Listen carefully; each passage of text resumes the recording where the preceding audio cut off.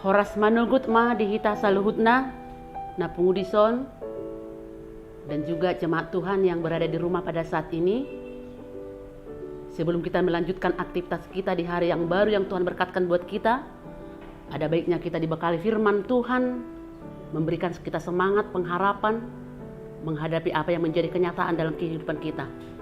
Di pagi hari ini, kita dibekali oleh firman Tuhan, kita persiapkan hati dan pikiran kita. Mari demahita sian buku Eden nomor 710 sia ayat sada.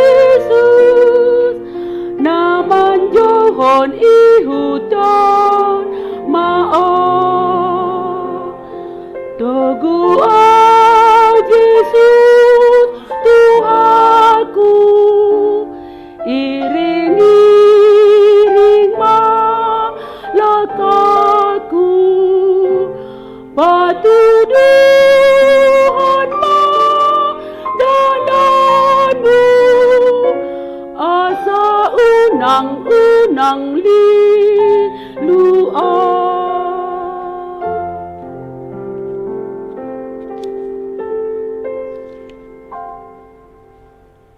Martang yang mahita.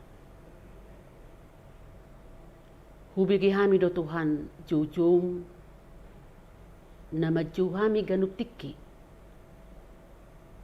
Asa unang lilu hami di pardalanan ningulu nami mengadupi akka hamaulun manang aha petahe.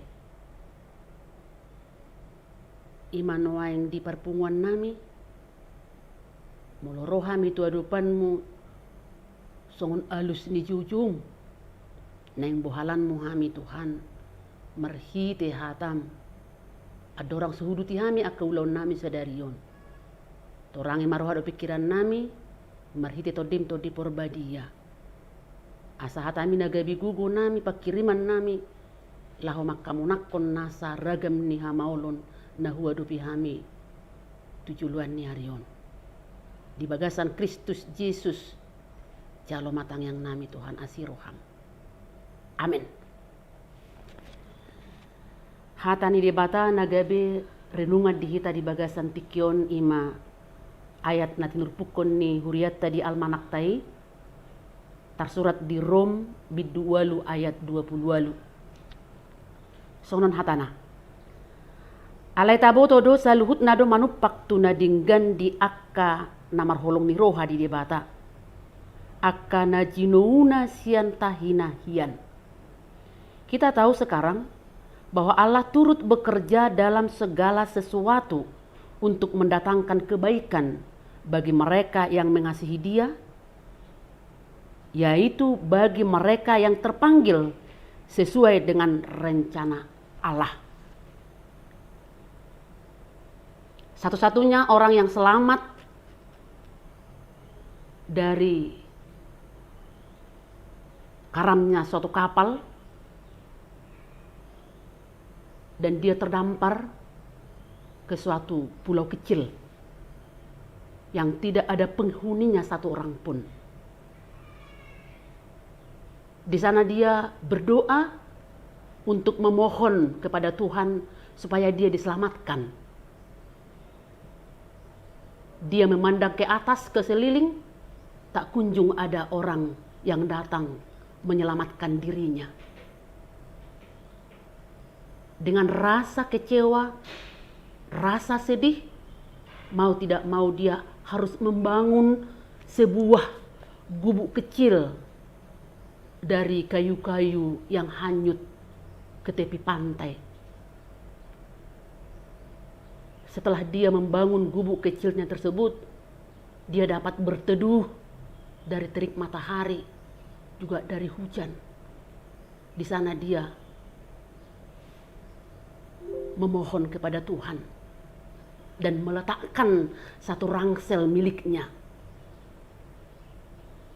Dan suatu saat dia merasa lapar, dia harus pergi mengelilingi pulau tersebut mencari makanan, apa yang boleh dia makan.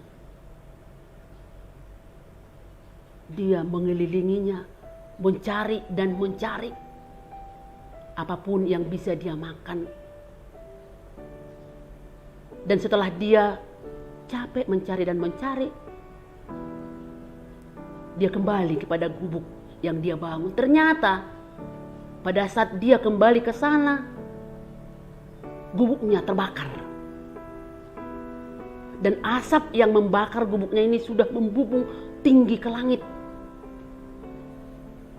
Dia kecewa. Dia sempat menggerutu.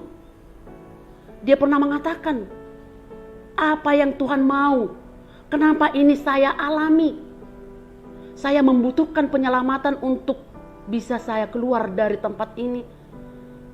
Saya sudah membangun gubuk kecilku ini tetapi harus terbakar, ludes, merata dengan tanah dan rangsel miliknya. Dia tertidur pulas di tanah yang sudah rata. Tiba-tiba di pagi hari, dia mendengarkan suara kapal dan suara manusia memanggil-manggil bahwa siapa yang ada di sana. Ternyata dia terbangun, lari, dan menghampiri kapal tersebut. Apa yang membawa kalian ke sini, katanya. Kapal dan orang yang datang berkata, asap yang menjulang tinggi ke langit, itulah yang kami lihat. Bahwa kami yakin dan percaya ada seseorang di tempat ini yang butuh diselamatkan. Saudara-saudara, dalam nama Yesus Kristus,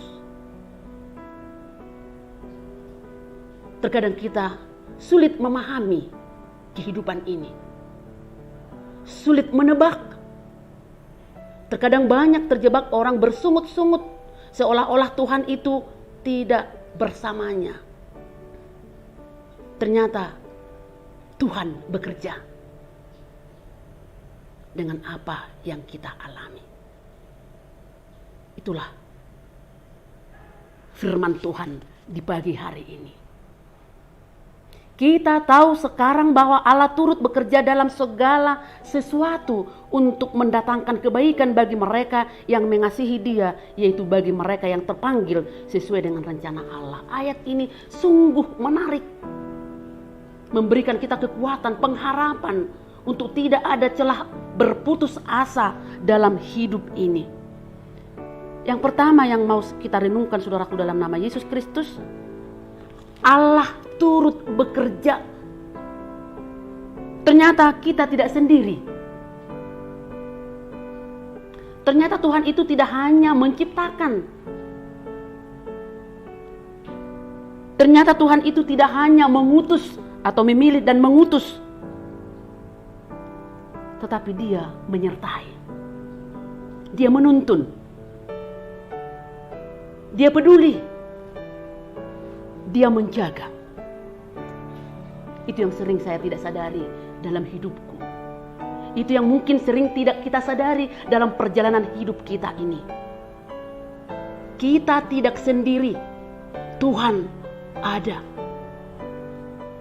Dan selalu turut bekerja.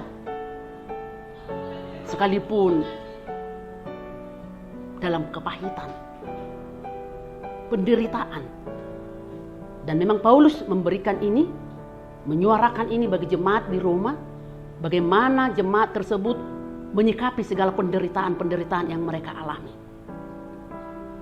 Untuk tidak lari daripada kenyataan.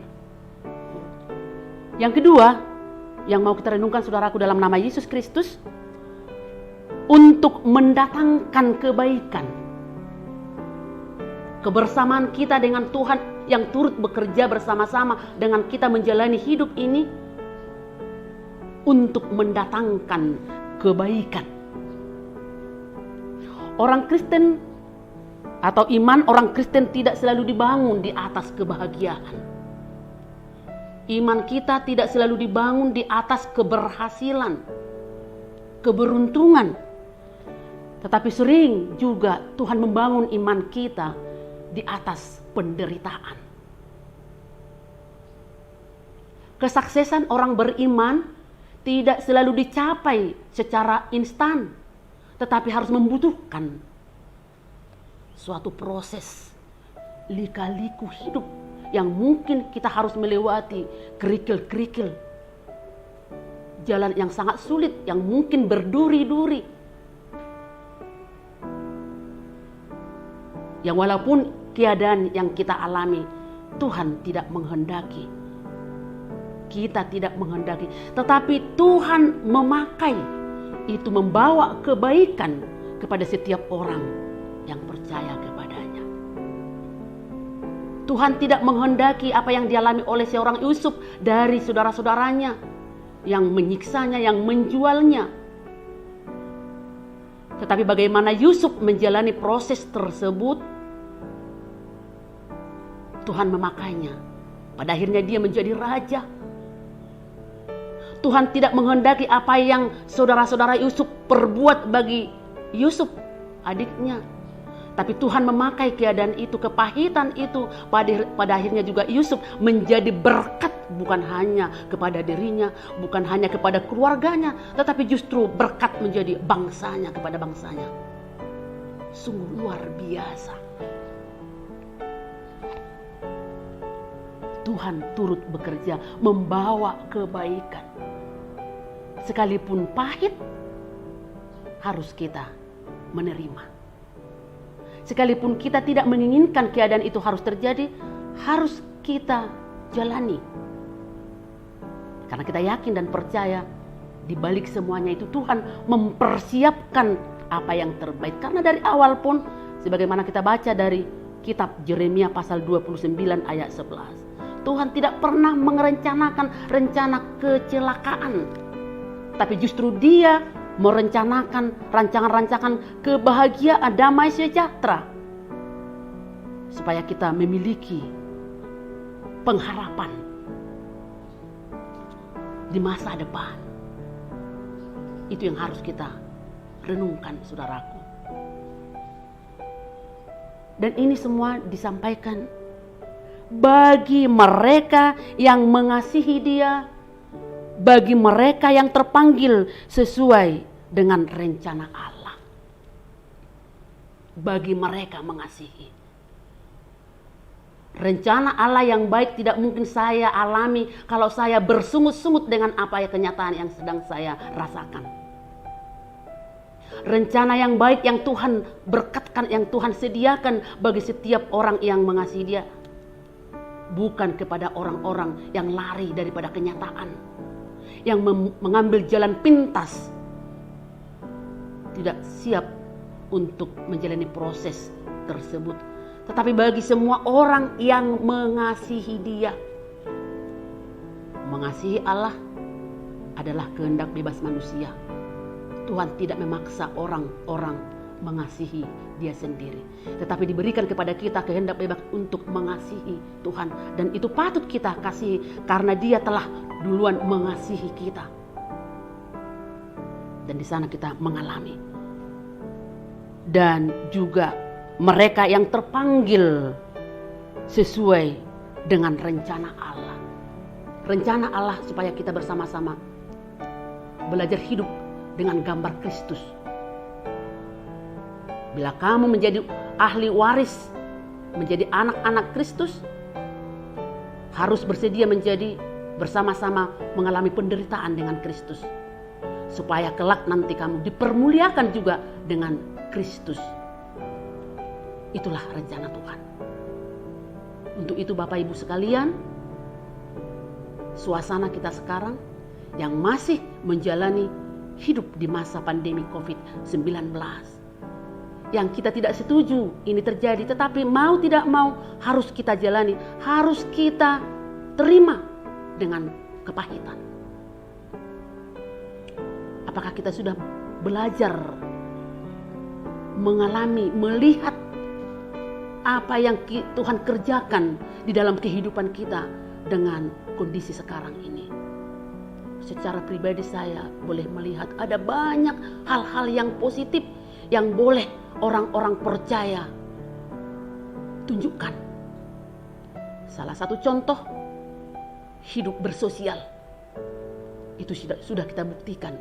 Gereja, marga-marga, parsahutal berlomba-lomba untuk menjadi orang yang peduli dengan satu dengan yang lain. Itu juga bagian daripada bahwa di tengah kepahitan ini Tuhan bekerja untuk menggerakkan setiap orang percaya menjadi orang yang peduli dalam kondisi sekarang ini.